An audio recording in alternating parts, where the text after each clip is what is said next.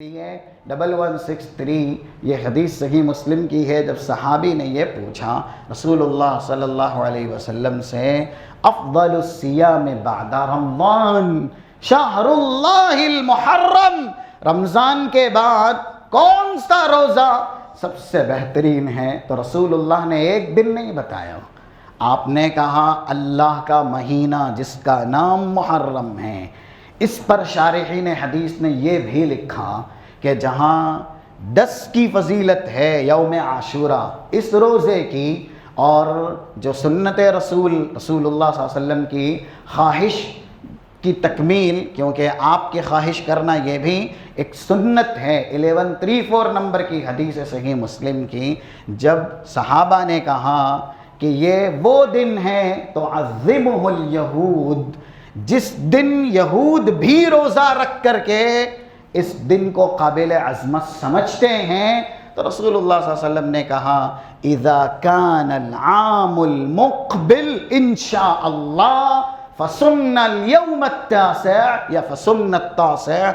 اگر آئندہ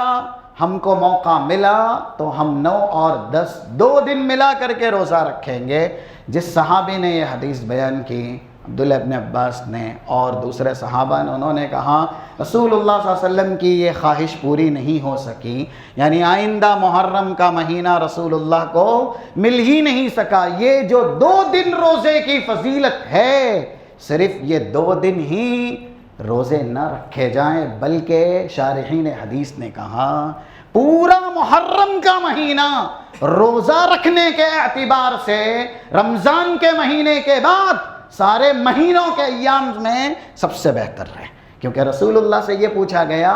افضل الصیام بعد رمضان، یہ بھی نہیں کہا گیا افضل الصوم، ایک روزے کی فضیلت جو رمضان کا ہے، بلکہ رمضان کے روزوں کے بعد، کیونکہ رمضان میں ایک روزہ نہیں ہے، رمضان میں ایک مہینے کے روزے ہیں، تو رمضان کے روزوں کے بعد سب سے بہترین روزے کون سے ہیں؟ رسول اللہ صلی اللہ علیہ وسلم نے کہا شہر اللہ المحرم، محرم کا وہ مہینہ جسے اللہ نے اپنا مہینہ قرار دیا. تو پورے مہینے اگر انسان کو رمضان کے بعد روزے کا اجر سب سے زیادہ حاصل کرنا ہے تو یہ صحیح قول ہے محرم کے دنوں میں وہ روزہ رکھے. خاص کر کے جو رکھنے ہیں، جن کی فضیلت مخصوص ہے جو ابھی بتائی گئی، وہ تو آپ رکھیے، نہیں جو نفلی روزے ہوتے ہیں ایک دن چھوڑ کے ایک دن، یا پھر انسان کی استطاعت جتنا وہ رکھ سکتا ہے، چاہے منڈے رکھے، تھرسڈے رکھے، یا ایسے ہی ایام بیز کے رکھے، ان دنوں میں روزہ رکھنا